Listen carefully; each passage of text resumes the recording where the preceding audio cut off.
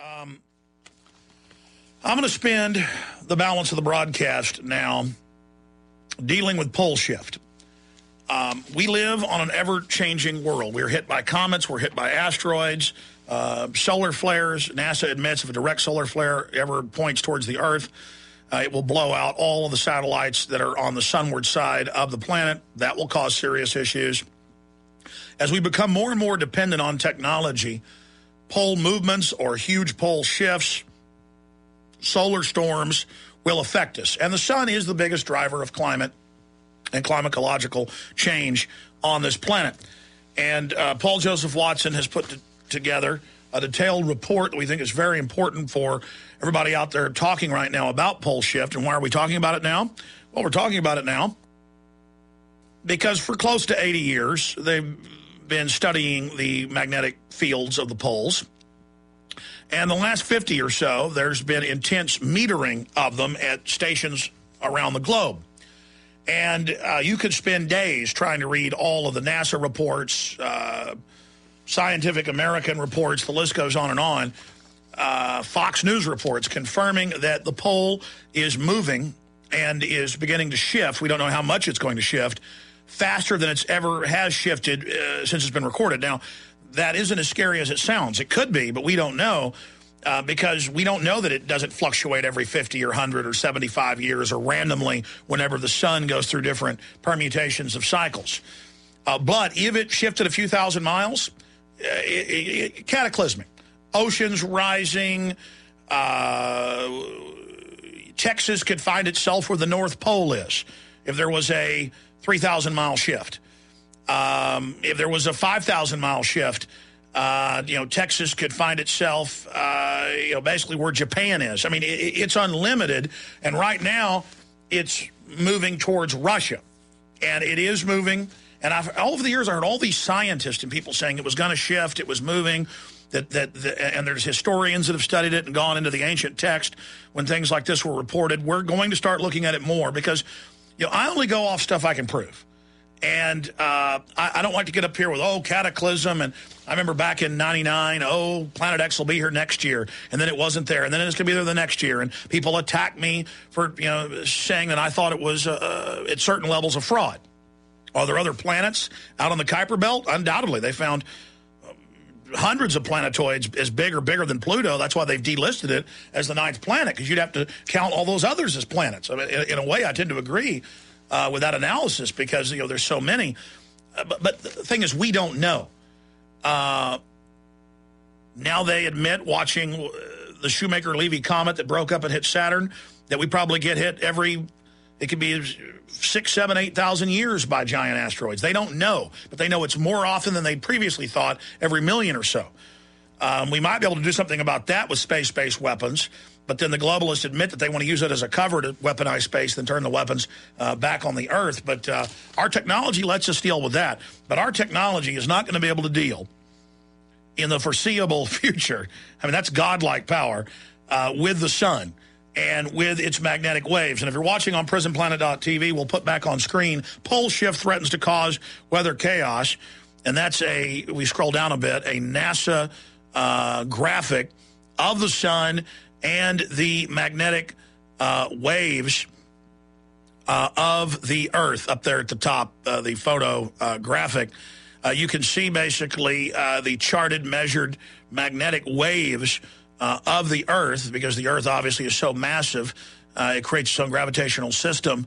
Then you've got the Van Allen radiation belt and other things that protect us from solar radiation. Then you have, on average, in the atmosphere, from the upper areas of the atmosphere to sea level, on average around 10 feet of water. If you condensed all the water vapor down, on average it's about 10 feet. There's several inches of rock in the atmosphere. If they condense all the rock dust and potash and volcanic ash and pollen and things that are in the atmosphere and bugs get blown up into the sky, and they found frozen spiders and things that they've tested and that are thousands of years old that have been up there floating around. So there's several inches of rock and other particula that also is a shield that the sun has to shoot through. So we have this article dealing with the full spectrum of what we know is happening right now. And so, yes, it could be quite alarming. I mean, this could happen, and it is moving now faster and faster. Pole shift threatens to cause weather chaos. Will paying billions of dollars in carbon taxes to Al Gore and his cronies solve the problem? Because obviously they're saying all this weather and cold weather is global warming and magnetic pole changes are global warming, and pay them taxes and it'll fix it. And Paul Watson's article is very, very important, and I think everybody needs to see it. Again, pole shift threatens to cause weather chaos. According to some experts, the world's weather is about to get even more chaotic as a result of natural climate change that we can do absolutely nothing about. Because, again, if the poles start moving more, even if the Earth doesn't change its physical orientation, it will change the magnetic fields into the sun and radically change weather. If the Earth's actual axis changes, which is connected to massive pole shifting, you're talking cataclysm. I mean, you know, you're talking biblical Armageddon type stuff. And even though global warming alarmists may exploit the consequences to advance their own political agenda, paying a carbon tax to Al Gore will not lessen the impact of a potentially catastrophic mega polar shift. And again, it's being driven predominantly, scientists believe, by the sun. And in evidence, I bring you some of the reports that I have here dealing with the pole shift information. This is out of Salem-news.com. Magnetic polar shifts causing massive global superstorms. I'm going to go back into that after the break. Here's Fox News. Magnetic North Pole shifts forces runaway closures at Florida airport. Again, magnetic North Pole shift forces runway closures at Florida airport. The planet's northern magnetic pole is drifting slowly but steadily towards Russia, and it's throwing off planes in Florida. It had basically been in one spot, moved a bit, but now it's moving faster. Tampa International Airport was forced to readjust its runways Thursday to account for the movement of the Earth's magnetic fields, information, and informing the pilots who rely upon to navigate their planes. Thanks to the fluctuations in the force, the airport has closed its primary runway until January 13th. And this happened back in early January, right when those birds died. We'll be right back. But the fact is, they've had GPS for decades and haven't had on aircraft. The public's just had it the last 10 years or so. They haven't had to really change them because of magnetic changes. And that shows how much the pole has already moved. And in the last 2 years, it's been accelerating in the north towards Russia. There's also movement, big movement in the south. And that is our shield, our force field, blocking out a lot of the sun's solar winds, solar radiation. And it is scary. It is scary, but the only thing that's constant is change. There, of course, is the cataclysmic pole shift hypothesis, is the conjecture that there have been rapid shifts in the relative positions of the modern-day geographic locations of the poles and the axis of rotation of the Earth. Yeah, that's the big one. If we physically change our orientation of the sun, I mean, the U.S. could end up where Chile is, or Chile could end up where Australia is. That is in the orientation of the sun. I mean, you name it, it could happen. And there's a lot of mainline scientists that say that this is the case. There's not just little changes, there's big ones.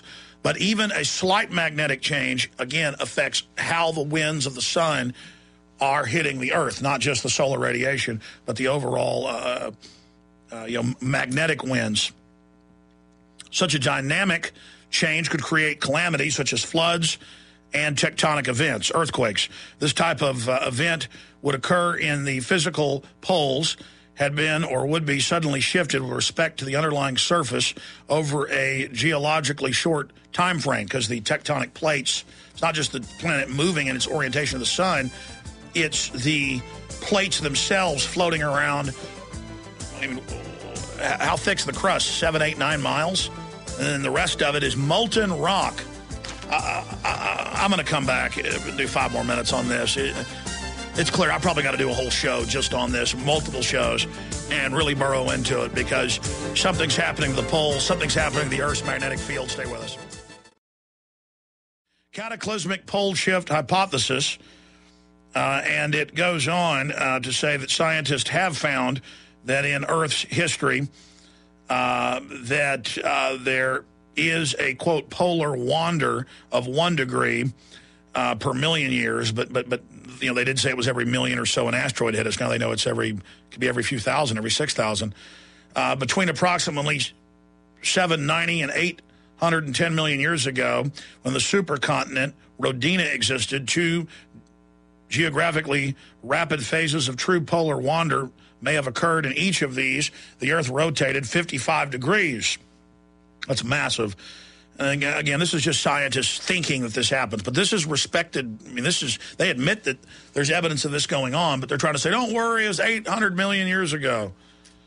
You know, don't worry, it was 200 million years ago. The geographic poles of the Earth are the points on the surface of the planet that are intersected by the axis of rotation. The pole shift hypothesis describes a change in the location of these poles with respect to the underlying surface, a phenomenon distinct from the changes in axial orientation with respect to the plane of the ecliptic that are caused by the precession and movement. So, and you add all of that with government increase in monitoring of this and opening new facilities around the world to study it. I've got a press release here by the British Geological Survey, South Atlantic Anomaly, and South Georgia Magnetic Observatory. And they're talking about all these new anomalies they're picking up and how they're building new facilities to track it. Something I'll get into tomorrow is out of NASA.gov. We actually covered this when it came out in 2008. But they've discovered that there are these magnetic pathways or portals where the magnetic fields of the sun and the Earth are actually joining and creating types of magnetic wormholes, where there's all different types of variants and connections. Really heavy stuff. Magnetic portals connect Earth to the sun. That's the NASA headline. Here's Scientific American. Satellites spy changes to Earth's magnetic field. And they say, though the process can take nearly 5,000 years, the Earth's magnetic field periodically reverses. According to a report published today in Nature, scientists may have detected the beginning of the field's next such reversal. And that's when all the freakouts started back in April of 2002. That's where this article is from, out of Scientific American. And now here we are 9 years later, and it is accelerating its shift. And so it could happen. I mean, it could happen. And that could be why the globalists are gearing up so much of this police state stuff as well. I mean, I've always tried to poo-poo 2012 and the rest of it, but obviously this is going to have to be looked at. But even if you don't get massive tectonic movement or a overall change in the Earth's angulation to the sun, there's the issue of the Earth's magnetic field shifting in its orientation to the sun in massive weather shifts. And that's what Paul Joseph Watson's article deals with in great detail. And so I hope people will check out that article at prisonplanet.com and get it out to everybody. Pole shift threatens to cause weather chaos. prisonplanet.com. Visit Infowars.com and prisonplanet.com. When you're on the site, you can also tune in 24 hours a day to my daily radio broadcast. There's also a free iPhone app to listen to the syndicated radio show when and where you want.